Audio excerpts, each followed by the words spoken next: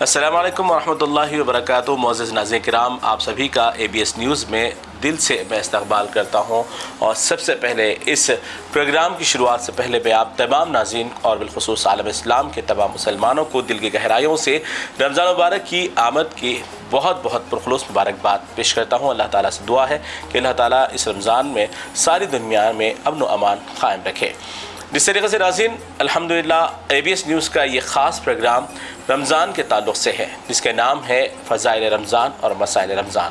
تو یعنی آپ کو اس رمضان میں جو بھی رمضان کے فضائل رہیں گے وہ بھی معلومات دیے جائیں گے، اور مسائل جو رہیں گے اس پر بھی ہم سوال جواب کریں گے۔ اور ہمارے اس خاص پروگرام میں سوال کا مختصر انداز میں اور بہترین انداز میں قرآن اور احادیث کی روشنی سے آپ کو جواب فراہم کرنے کے لیے ہمارے ساتھ آج کے اس خاص پروگرام میں موجود ہے شہر حیدرآباد نہیں بلکہ ہندوستان کی معناز مشہور و معروف شخصیت حضرت العلامہ مولانا مفتی سید علی حسینی قادری صاحب قبلہ مدظر العالی واعظ مکہ مسجد ہمارے ساتھ موجود ہے۔ میں مولانا کا تہہ دل سے اس پروگرام میں آپ کی قیمتی وقت کے ساتھ میں آپ کا دل کی گہرائیوں کے ساتھ استقبال کرتا ہوں۔ بہت بہت شکریہ مولانا، آپ نے ہمیں قیمتی وقت دیا ہے، اور آپ کے ذریعے انشاءاللہ ہم مکمل طور پر کوشش کریں گے کہ سوالات مختصر رہیں گے، جوابات پورے مکمل طور پر رہیں گے، اور قرآن و احادیث کی روشنی میں رہیں گے۔ اور اس پروگرام کی خاصیت یہ رہے گی کہ اس پر کوئی مسلکی اختلافات کے سوال جواب نہیں دیے جائیں گے، اور جو بھی آپ کو اگر دینی مسائل، شرعی مسائل اگر معلوم کرنے ہیں، طہارت، غسل، روزہ، نماز، رمضان کے آداب، اصول وغیرہ تمام ایسے ہی دین امور پر ہماری گفتگو جاری رہے گی۔ تو شروعات کرتے ہیں مولانا مفتی صاحب سے ہمارے ساتھ کہ رمضان کے جو تعلقات سے سوالات ہمارے پاس موجود ہیں۔ تو مفتی صاحب سے پہلا سوال میرا یہ رہے گا کہ رمضان کی اہمیت کیا ہے؟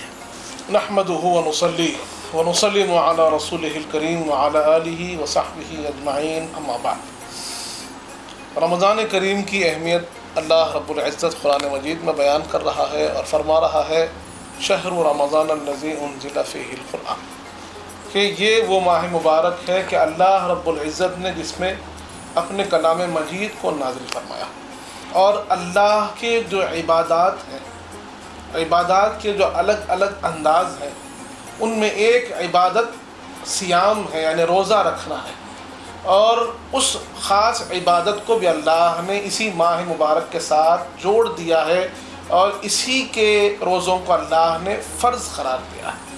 تو رمضان ایک طرف ماہ قرآن ہے، تو رمضان مبارک ایک طرف ماہ سیام بھی ہے۔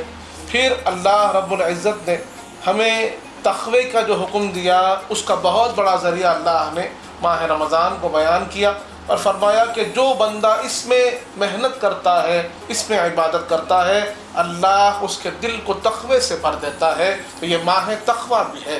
اسی طرح حدیث پاک میں حضور پاک نے ارشاد فرمایا کہ جس نے ماہ رمضان کو پایا اور اپنی نجات نہ لکھا لی، دوزخ سے اپنا چھٹکارا نہ لکھا لیا، تو اس کے لیے ہلاکت ہے۔ تو یہ ماہ مبارک مغفرت والا مہینہ بھی ہے، جہنم سے نجات کا مہینہ بھی ہے۔ تو اس کی اہمیت یہ بھی ہے کہ بندہ جو گناہ گار ہے، اس ماہ میں اگر مشقت کرتا ہے، محنت کرتا ہے، عبادت کرتا ہے، تو اللہ اس کے سارے گناہوں کو معاف کر دیتا ہے، اور اسے جنت کا مستحق بنا دیتا ہے۔ سبحان اللہ۔ تو اس طریقے سے ناظرین کرام، رمضان کی جو فضیلت اور اہمیت ہے مفتی صاحب نے بہت ہی خوب انداز میں سمجھا۔ چلیے دوسرے سوال کی طرف ہم بڑھتے ہیں۔ جیسے کہ مفتی صاحب ایک سوال آتا ہے کہ رمضان کی مبارکباد دینا کیسا ہوتا ہے؟ جیسے کہ اکثر لوگ رمضان کی مبارکباد دینے پہ 100 شہیدوں کا ثواب، 5 حج کا ثواب ایسا کہتے ہیں، تو کیا درست ہے؟ بسم اللہ الرحمن الرحیم۔ ایک روایت منقول ہے، اس کے اندر ارشاد ہوا ہے کہ من فرح بدخول رمضان حرم اللہ جسدہ علی النیران، کہ روایت میں بتایا گیا کہ جس نے ماہ رمضان کی آمد پر خوشی کا اظہار کیا، اللہ اس کے جسم کو جہنم پہ حرام کر دیتا ہے۔ سبحان اللہ۔ تو یہاں پر مبارکباد دینا اور آمد رمضان پر خوشی کا اظہار کرنا، اس روایت سے ہم کو ضرور ثابت ہوتا ہے، ضرور ملتا ہے۔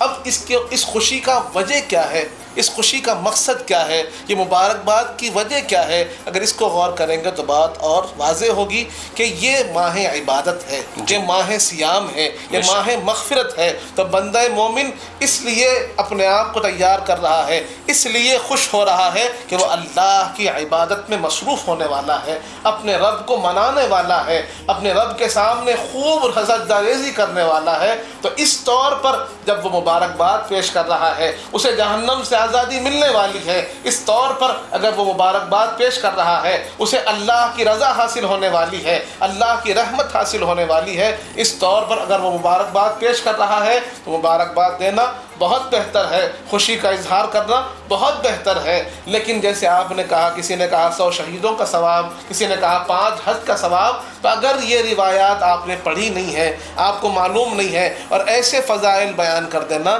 اس سے اجتناب کرنے کی ضرورت ہے۔ جو روایات ہم کو احادیث کریمہ میں ملتی ہے، جو فضائل حضور پاک نے ہم کو سمجھائے ہیں، ان کو عام کیجئے اور ان کے حصول کے لیے محنت کیجئے، یہی بڑی بہتر بات ہے۔ یعنی یہ ثواب جو ہے شہادتوں کا، یہ سب یہ باتیں ہیں، یہ روایات میں ہم کو ملتا نہیں ہے۔ یعنی جتنا میں نے قرآن و احادیث سے جو ہے اکتساب فیض کیا ہے، ان کے اندر یہ روایات کہ 100 شہیدوں کا ثواب یا 5 حج کا ثواب، ایسی روایت منقول نہیں ہے۔ البتہ یہ ضرور منقول ہے کہ جس نے ماہ رمضان میں خوب عبادت کی تو اس کو اللہ سارے گناہوں کو معاف کر دے گا۔ یہ روایت منقول ہے کہ اللہ جہنم کے دروازوں کو بند کر دیتا ہے، دوزخ کے دروازے بند، جنت کے دروازے کھول دیتا ہے۔ تو یہ روایتیں ضرور منقول ہیں ماہ رمضان کے فضائل میں، تو ان کو بیان کرنا چاہیے اور انہی کو لوگوں تک پہنچانا چاہیے۔ جی بہت بہت شکریہ مفتی صاحب۔ ایک اور سوال کی طرف بڑھتے ہیں، جیسے کہ ہم نے سوال کیا تھا کہ شہادت کا ثواب یا حج کا ثواب، یہ تمام باتیں بیکار ہے۔ تو اس طریقے سے ایک اہم سوال یہ ہے کہ اس سے پہلے رمضان کون سی امت پر بھی نازل ہوئے تھے؟ بسم اللہ الرحمن الرحیم۔ جیسے آپ نے ابھی سوال کیا کہ ماہ رمضان سابقہ امتوں کے ساتھ اس کا تعلق کیا ہے، جی، تو اگر آپ تاریخ کو پڑھیں گے، امتوں کی تاریخ جو بنائی گئی ہے، دنیا کی تاریخ جو بیان کی گئی ہے، اس کے اندر آپ دیکھیں گے کہ جو نزول کلام اللہ ہوا، یعنی اللہ کے جو سابقہ امتوں پر کلام نازل ہوئے، چاہے وہ حضرت آدم علیہ السلام کے صحیفے ہوں، چاہے حضرت ابراہیم علیہ السلام کے صحیفے ہوں، یا پھر توریت ہو، زبور ہو، انجیل ہو، یا پھر قرآن مجید جیسے ہیں، یہ ساری کی ساری اللہ کی کتابیں ماہ رمضان میں ہی نازل ہوئی۔ اچھا، ماشاء اللہ، یہ سب کی سب کتابیں، یعنی اس سے معلوم ہوا کہ اللہ کا کلام جو نازل کیا گیا کسی بھی امت پر ہو، کسی بھی رسول پر ہو، وہ ماہ رمضان ہی میں نازل کیا گیا، تو اس کا ایک گہرا تعلق ہر امت سے رہا ہے۔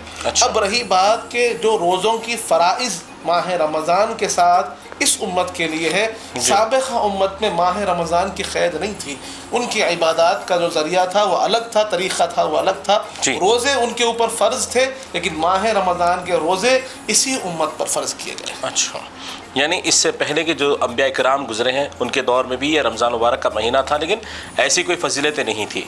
نہیں، اس کی فضیلت جیسے میں نے بیان کیا کہ اللہ کے کلام کا اترنا، اچھا، اس سے بڑی کیا فضیلت ہو سکتی ہے کہ ہر کلام جو اتارا گیا، ہر کتاب جو اتاری گئی ہے وہ ماہ رمضان میں اتاری گئی ہے، ہر نبی کو جو کلام اللہ ملا ہے وہ ماہ رمضان میں ہی ملا ہے، تو یہ بہت بڑی فضیلت ہے اور اس کی بڑی بڑی خاصیت ہے۔ یعنی ایسے روزے، تراویح وغیرہ کے تمام امور نے، ان کی عبادات کا طریقہ الگ تھا، اس امت کی عبادات کے جو احکام آئے ہیں وہ مختلف ہیں۔ جی،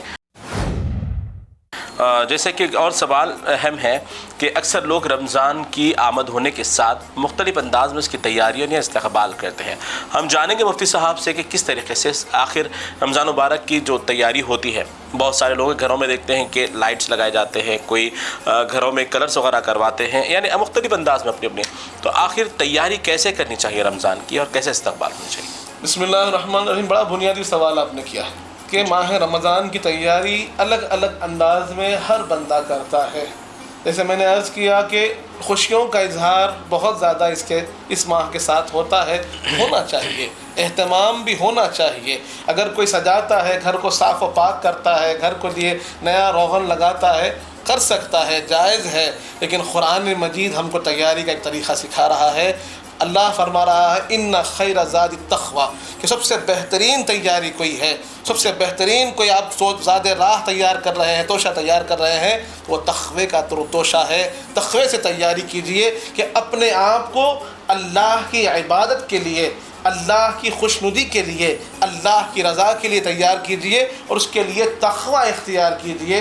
ظاہر کو سجانا اپنی جگہ ہے، اپنے دل کو سجائیے، دل کو پاک و صاف کیجئے۔ اگر دل میں کسی کے لیے کینہ ہے، حسد ہے، نفرت ہے، دشمنی ہے تو ماہ رمضان سے پہلے اپنے دلوں کو صاف کیجئے۔ اگر کسی سے آپ کے تعلق مضبوط نہیں ہے ان تعلقات کو جوڑ لیجئے، اللہ کی خاطر معاف کر دیجئے، اور اس کے ساتھ ساتھ اللہ کی عبادت کے لیے جو ضروری چیزیں ہیں، جو آپ کی جسم کی طاقت ہے اس کو مضبوط کیجئے۔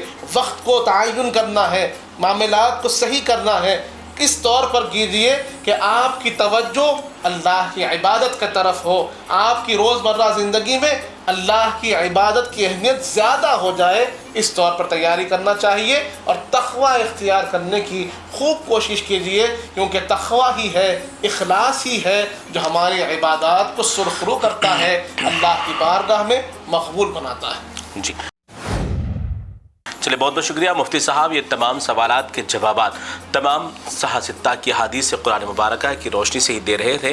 تو اس طریقے سے ناظرین ہمارے سوالات اور جوابات کا سلسلہ ABS نیوز پر جاری رہے گا، اور اسی کے ساتھ ہم اگلے پروگرام کی طرف بڑھتے رہیں گے۔ اور آپ اگر تمام دیگر سوالات رمضان کے اندر جاننا چاہتے ہیں تو ہمارے اس خاص پروگرام رمضان کے فضائل اور مسائل کے اس خاص پروگرام کو آپ دیکھتے رہیے، اور انشاءاللہ اسی طریقے سے ہم ایپیسوڈ کے ذریعے آپ تک سوالات اور جوابات ضرور پہنچائیں گے۔ اگر آپ کے پاس بھی کوئی سوال موجود ہے، اگر آپ کوئی سوال کرنا چاہتے ہیں تو اسکرین پر دیے گئے نمبر پر آپ ضرور اپنا سوال جمع کرا سکتے ہیں، اور انشاءاللہ مفتی صاحب کے ذریعے آپ کو جواب ضرور فراہم کیا جائے گا۔ تو دیکھتے رہیے رمضان کے فضائل اور مسائل صرف ABS نیوز پر۔